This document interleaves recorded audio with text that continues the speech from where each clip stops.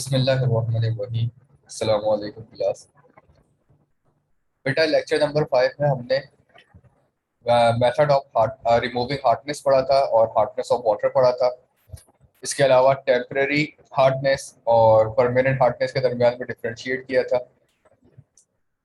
आज आपके पास बेटा लास्ट टॉपिक है चैप्टर का और वो है लेक्चर नंबर 6, जिसमें हम पढ़ेंगे कि what are the water pollutions. ठीक है, वो चीज़ें जो वाटर को पॉल्यूटेड करती हैं वो कौन कौन सी हैं। इसके अलावा क्वालिटी ऑफ ड्रिंकिंग वाटर, कि what should be the quality of drinking water, कि ड्रिंकिंग वाटर की क्वालिटी क्या होनी चाहिए, वो किस वक्त पोर्टेबल होता है फॉर यूज। और last topic is heavy water. तो बेटा सबसे पहले तो वाटर पॉल्यूशन के वाटर पॉल्यूशन बेसिकली है क्या? The mixing of unwanted material in drinking portable water is called water pollution. देखिए वाटर पॉल्यूशन क्या है कि पानी के अंदर ऐसे मटेरियल्स का मिक्स हो जाना जो कि पानी को खराब करते हैं, और पानी जो है वो सुइटेबल ना रहे पीने के लिए, तो वो वाटर पॉल्यूशन कहलाएंगे। तो बेटा बहुत सारी वाटर पॉल्यूशंस हैं और इनमें से चंद एक यहाँ पर डिस्कस होंगी। जैसे फर्स्ट है oxygen demanding waste. Oxygen demanding waste यानी कि ODW। These include domestic and animal, savage, biodegradable organic compounds, and industrial waste from food processing plants, meat packaging plants, slaughterhouses, paper and pulp mills, etc. All these waste undergo degradation and decomposition, due to which there is a rapid depletion of oxygen. देखिए बेटा ये जो waste हैं जिनके इन्होंने नाम यहाँ पर मेंशन किए हैं, just like industrial waste from food, मुख्तलिफ फूड प्रोसेसिंग इंडस्ट्रीज जो होती हैं, जब वो फूड प्रोसेस कर रही होती हैं तो उसमें से वो फूड जो खराब हो जाता है वो इंडस्ट्रीज उसको पानी में बहा देती हैं, वेस्ट कर देती है। इसके अलावा मीट पैकेजिंग प्लांट्स हो गए जो गोश्त वगैरह पैक करते हैं, स्लाफ्टर हाउसेस हो गए, पेपर पल्प हो गई इंडस्ट्रीज हो गई, टैनिंग इंडस्ट्रीज हो गई। तो बेटा ये इंडस्ट्रीज अपने जो जितने भी आप एक्स्ट्रा मटेरियल्स होते हैं, जो खराब मटेरियल्स होते हैं, उनको पानी में वेस्ट कर देती है। तो इसके पानी में जो है उनको वेस्ट करने की वजह से होता यह है कि पानी का ऑक्सीजन लेवल, ये मटेरियल्स पानी के ऑक्सीजन के साथ कंबाइन करके कार्बन डाइऑक्साइड और कार्बन मोनोऑक्साइड की फॉर्मेशन करते हैं। अब ये जब कार्बन मोनोऑक्साइड और कार्बन डाइऑक्साइड की फॉर्मेशन कर रहे होते हैं तो पानी के अपने अंदर का जो ऑक्सीजन लेवल होता है वो डिक्रीज होना शुरू हो जाता है। ठीक है, जिसको हम कहते हैं डेप्लीशन ऑफ ऑक्सीजन, कि ऑक्सीजन लेवल पानी के अपने अंदर का कम हो जाता है। ठीक है, जिसकी वजह से एक्वाटिक लाइफ को सरवाइव करना मुश्किल हो जाता है और एक्वाटिक लाइफ जो है उनकी डेथ होना स्टार्ट हो जाती है। तो वाटर पॉल्यूशन से एक बड़ा नुकसान जो होता है वो है एक्वाटिक लाइफ का लॉस, क्योंकि जब पानी का ऑक्सीजन लेवल कम होगा इन मटेरियल इन वेस्टेज की वजह से, तो जाहिर सी बात है एक्वाटिक लाइफ सरवाइव नहीं कर सकेंगी और वो फिर उनके डेथ रेशो बढ़ जाते हैं। दूसरा जो वाटर पॉल्यूशन में है वो है synthetic organic compound SOC. These are man-made materials such as synthetic pesticides, synthetic detergents, food additives, pharmaceuticals, insecticides, paints, fibers, solvents, plastics, etc. These materials are potentially toxic to plants, animals, and humans. They cause adverse effect of water like change in color, odor, and taste. अब जैसे बेटा बहुत सारे synthetic organic compounds हैं। Synthetic organic compounds उनको कहते हैं जो इंसान खुद बनाते हैं। फॉर एग्जांपल प्लास्टिक्स हो गई, फाइबर्स हो गए, सॉल्वेंट्स हो गए, मुख्तलिफ किस्म के केमिकल्स हो गए, इंसेक्टिसाइड्स यानी कि कीड़े मारने की दवाइयाँ हो गई। जब ये पानी में मिक्स होती हैं तो पानी में मिक्स होने की वजह से वो पानी को टॉक्सिक करती हैं, जिसकी वजह से पानी का कलर चेंज होना शुरू हो जाता है, उसका ऑर्डर या उसका टेस्ट जो है वो चेंज होना शुरू हो जाता है। स्पेशली प्लास्टिक, क्योंकि आज के मॉडर्न वर्ल्ड में प्लास्टिक का यूज बहुत ज्यादा है। और जब ये प्लास्टिक पानी के साथ कंबाइन होती है तो वो पानी के अंदर high amount of carbon monoxide की फॉर्मेशन करना शुरू कर देती है, जिसकी वजह से जो है वो टॉक्सिसिटी पानी की इंक्रीज होती है, उसका टेस्ट भी खराब होता है और वो ह्यूमन, एनिमल्स और प्लांट्स तीनों ही के लिए जो है वो पोर्टेबल नहीं रहता यूज के लिए।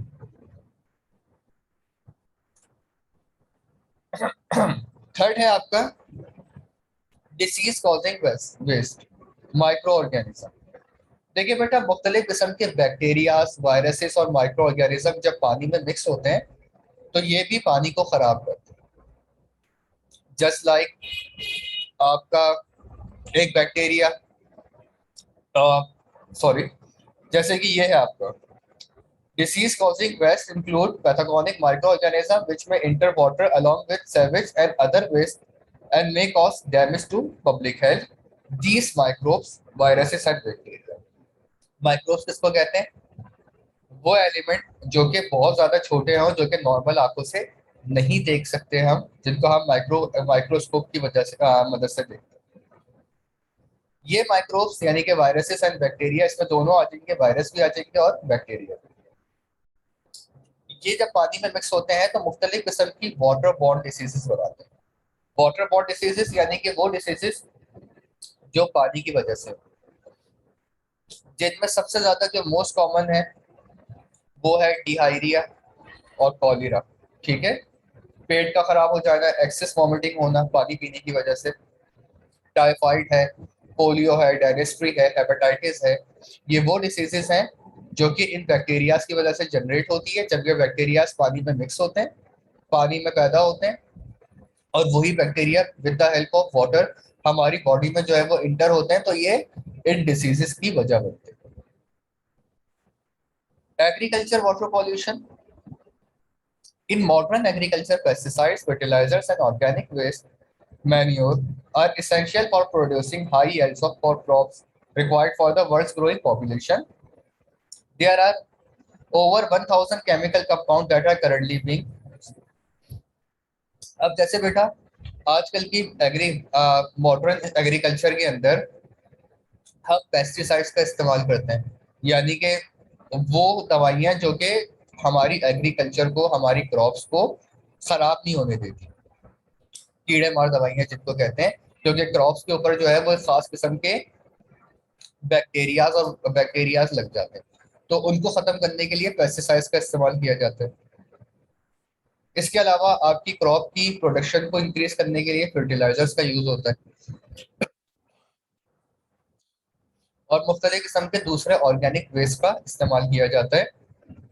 अब ये ऑर्गेनिक वेस्ट, ये फर्टिलाइजर्स, क्योंकि फर्टिलाइजर्स भी मुख्तलिफ किस्म के केमिकल से मिलकर बनती हैं, और ये पेस्टिसाइड्स जब वाटर के साथ मिक्स होती हैं, जैसे कि जो एग्रीकल्चर क्रॉप के नियर बाय जो कैनाल्स होते हैं, जो आपके स्ट्रीम जारी होती हैं, वाटर स्ट्रीम्स, इनके साथ जब ये मिक्स होती हैं तो ये वाटर के अंदर पॉल्यूशन की वजह बनती हैं, और वही वाटर जब फ्लो होता हुआ आगे जाता है और ट्रांसमिट होता है बाकी गाँव में और शहरों में, तो इससे भी डिसीज वगैरह क्रिएट होती है। तो ये वो बेसिक ऑब्जेक्ट्स थे जो कि वाटर को जो है वो पॉल्यूटेड कर रहे होते हैं। अब इसके बाद आपके पास नेक्स्ट टॉपिक आता है कि क्वालिटी ऑफ ड्रिंकिंग वाटर या पोर्टेबल वाटर, कि what should be the quality of drinking water, के वाटर के अंदर क्या क्वालिटीज होनी चाहिए कि वो पीने के काबिल हो। सबसे पहले तो it should be odourless, colourless and tasteless. पानी का कोई टेस्ट ना हो, उसका कोई ऑर्डर ना हो और उसका कोई कलर ना हो। ये तो वो पॉइंट है जो हम खुद भी जो है वो इजीली ऑब्जर्व कर सकते हैं कि कौन सा पानी जो है वो पीने के काबिल है, कौन सा नहीं। फॉर एग्जाम्पल, अगर कोई पानी है उसमें ब्लैकिश कलर आ रहा है या कोई भी दूसरा कलर आ रहा है, तो कोई भी उसको पीना पसंद नहीं करेगा, क्योंकि इसका मतलब है कि उसमें कोई ना कोई इन्फेक्शन है, कोई ना कोई बैक्टीरिया है या हाईली पॉल्यूटेड है। इसी तरह अगर उसमें से कोई स्मेल आ रही है या अगर उसका टेस्ट खराब है, ठीक है, टेस्ट लेस होने के बजाय उसका कड़वा टेस्ट आ रहा है, तो इसका मतलब है कि it is not suitable for drinking. Second, it should have a pH in the range of 7.0 to 8.5। अब देखिए इसमें है कि पानी की पीएच रेंज, पीएच रेंज कहते हैं कंसंट्रेशन ऑफ हाइड्रोजन, कि पानी में हाइड्रोजन की जो अमाउंट है उसकी कंसंट्रेशन कितनी है। वो कंसंट्रेशन आपकी 7.0 से 8.5 के दरमियान में होनी चाहिए, क्योंकि अगर इससे ज्यादा कंसंट्रेशन होगी या इससे बिलो होगी तो वो पानी सुटेबल नहीं है for drinking. It should be free from germs, bacteria and other pathogenic organisms, या तो उसमें किसी किस्म के जर्म्स और बैक्टीरियाज ना हो या दूसरे ऑर्गेनिजम्स ना हो।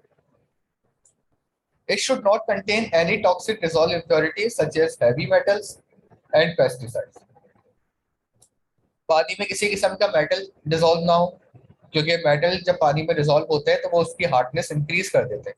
जैसे कि हमने कल के टॉपिक में पढ़ा था कि कैल्शियम और मैग्नीशियम जब पानी में डिसॉल्व होते हैं तो वो उसको हार्ड वाटर में कन्वर्ट कर देते हैं, और वो हार्ड वाटर हमारे पीने के काबिल नहीं होता। तो उसमें हैवी मेटल डिसॉल्व ना हो पानी के अंदर, सोडियम या पोटेशियम मौजूद है तो उससे कोई फर्क नहीं पड़ता, वो उससे पानी खराब नहीं होता। इनफैक्ट सोडियम और पोटेशियम तो हमारी बॉडी के लिए वैसे भी जरूरी है।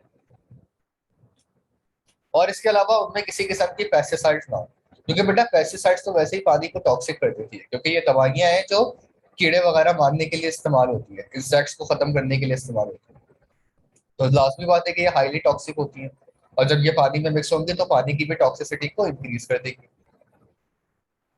It should be moderately soft, it's hardness should not above 150 ppm। पानी जो है वो सॉफ्ट वाटर होना चाहिए और इसकी हार्डनेस जो है वो 150 पार्ट्स पर मिलियन से ज्यादा नहीं होनी चाहिए। ये एक रेंज होती है बेटा पानी की हार्डनेस। अगर इससे बिलो रेंज पर पानी हार्ड है तो उससे पानी की नेचर पर फर्क नहीं पड़ता और वो ड्रिंकेबल होता है, पीने के काबिल होता है। अगर 150 से अबव है पानी की हार्डनेस 150 पार्ट्स पर मिलियन के हिसाब से, तो वो पानी जो है वो नॉट सुटेबल फॉर ड्रिंकिंग होता है, वो नॉन पोर्टेबल वाटर है पर पीने के काबिल नहीं है।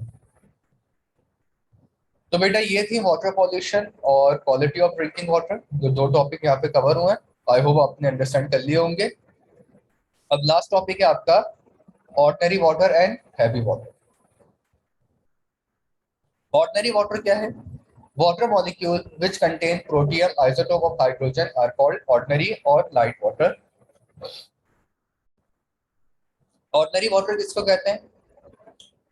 वो वाटर जो कि प्रोटियम से मिलकर बनता है, क्योंकि हमने जब आइसोटोप्स ऑफ हाइड्रोजन का टॉपिक पढ़ा था तो उसमें हमने पढ़े थे आइसोटोप्स हाइड्रोजन के तीन होते हैं, प्रोटियम, ड्यूट्रियम एंड ट्राइटियम। तो वो वाटर जो कि प्रोटियम से फॉर्म होकर बन रहा है वो ऑर्डिनरी वाटर कहलाता है, यानी नॉर्मल वाटर जो हम पीने के काबिल है। फिर है आपका heavy water.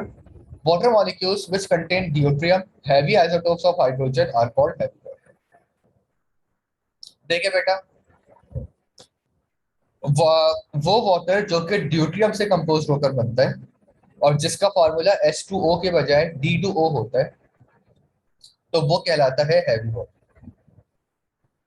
Heavy water is present in natural water to extend 1:7,000। Natural water के अंदर जो हैवी वाटर हमें नेचर में मिलता है उसका रेशियो 1:7,000 होता है, यानी 7,000 पार्ट्स अगर नेचुरल वाटर के करें तो उसमें से सिर्फ एक पार्ट हैवी वाटर का होता है। ठीक है, क्योंकि ड्यूट्रियम वैसे भी बहुत रेयरली एग्जिस्ट करता है, तो उससे जो वाटर फॉर्मेशन होती है वो भी बहुत रेयर होती है। It is composed of oxygen with heavier isotope of hydrogen, deuterium of mass 2Am। तो वही बात जो अभी यहाँ पर आपको बताई थी कि ये ड्यूट्रियम से कंपोज होकर बनता है, यानी हाइड्रोजन के सेकंड आइसोटोप से, और ड्यूट्रियम का एटॉमिक मास हमारे पास 2 होता है। फिजिकल प्रॉपर्टीज जो होती हैं हैवी वाटर की वो ऑर्डिनरी वाटर से डिफरेंट होती हैं, लेकिन केमिकल प्रॉपर्टीज दोनों की सेम होती है। ठीक है, फिजिकल प्रॉपर्टीज में दोनों वाटर में फर्क होता है, लेकिन केमिकल प्रॉपर्टीज दोनों की सेम होती हैं, क्योंकि इनका कॉम्पोजिशन जो हो रही है दोनों वाटर की वो हाइड्रोजन और ऑक्सीजन के कॉम्बिनेशन से ही हो रही है। तो comparison of heavy water and ordinary water की अगर हम कंपैरिजन करें फॉर्मूलाज का, सबसे पहले तो कि ऑर्डिनरी वाटर का फार्मूला H2O होगा, और हैवी वाटर का फार्मूला हमारा T2O होता है। मॉलिक्यूलर मास की अगर हम बात करें तो हैवी वाटर, ऑर्डिनरी वाटर का मॉलिक्यूलर मास 18 AMU होता है, जबकि हैवी वाटर का एटॉमिक मास जो है वो 20 AMU होता है। तभी इसको हैवी वाटर कहते हैं, क्योंकि इसका एटॉमिक मास जो है वो ऑर्डिनरी वाटर के मुकाबले में 2 यूनिट ज्यादा होता है। डेंसिटी 0 डिग्री के ऊपर हैवी वाटर की, ऑर्डिनरी वाटर की 1 ग्राम होती है पर सेंटीमीटर क्यूब, और यहाँ पर हैवी वाटर की 1.11 ग्राम पर सेंटीमीटर क्यूब होगी। Maximum density 4 degree, maximum density जो होती है आपकी ऑर्डिनरी वाटर की वो 4 डिग्री पर होती है, यानी ऑर्डिनरी वाटर सबसे ज्यादा जो डेंस होता है वो 4 डिग्री पर होगा, जबकि हैवी वाटर सबसे ज्यादा जो डेंस होगा वो 11.6 डिग्री पर होगा। ऑर्डिनरी वाटर 0 डिग्री पर फ्रीज हो जाता है हमें पता है, लेकिन हैवी वाटर पहले ही फ्रीज हो जाता है, वो 3.8 डिग्री पर फ्रीज हो जाता है। बॉइलिंग पॉइंट ऑर्डिनरी वाटर का हमें पता है 100 डिग्री सेंटीग्रेड होता है, पानी जो है वो 100 डिग्री पर बॉइल होता है, लेकिन हैवी वाटर देर में बॉइल होता है, वो 101 डिग्री पर बॉइल हो रहा होता है। तो बेटा ये कुछ कंपैरिजंस थे हैवी वाटर और ऑर्डिनरी वाटर के मुकाबले के आपस में। अब लास्ट है इसकी यूजेस और एप्लीकेशन के, ऑर्डिनरी सॉरी हैवी वाटर का यूज होता कहाँ पर। It is use as moderator in nuclear fusion power reactors for slowing down the speed velocity of nuclear.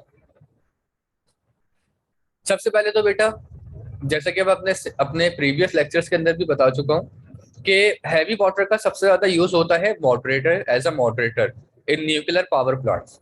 Nuclear power plants के अंदर जब रिएक्शन को स्लो डाउन करना हो और न्यूट्रॉन्स की स्पीड को रिड्यूस करना हो तो वहां पर हैवी वाटर का इस्तेमाल किया जाता है, to avoid spreading of radiation, radiation के स्प्रेड को, रेडिएशन के फैलाव को रोकने के लिए।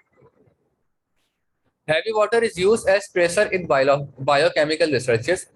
मुख्तलिफ बायोकेमिकल रिसर्चेस के अंदर रेडिएशन को ट्रेस करने के लिए हैवी वाटर का यूज होता है कि रेडिएशन किस तरीके से ट्रेवल कर रही है, ट्रांसफर हो रही है। And it is also use as a source of heavy hydrogen for hydrogen bomb, और हाइड्रोजन बॉम्ब्स बनाते वक्त भी हैवी वाटर का इस्तेमाल होता है, क्योंकि आपके पास दो किस्म के न्यूक्लियर रेडियो एक्टिव बॉम्ब्स होते हैं, एक न्यूक्लियर बॉम्ब और एक हाइड्रोजन बॉम्ब। तो हाइड्रोजन बॉम्ब की फॉर्मेशन में भी हैवी वाटर का यूज हो रहा होता है। तो बेटा ये आपका लास्ट टॉपिक था इस चैप्टर का, यहाँ पर आपका चैप्टर भी एंड हो गया है। इंशाल्लाह नेक्स्ट वीक में हम न्यू चैप्टर स्टार्ट करेंगे, chapter number 12।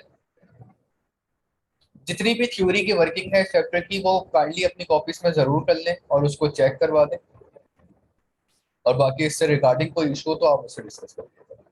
Okay class, thank you, Allah Hafiz.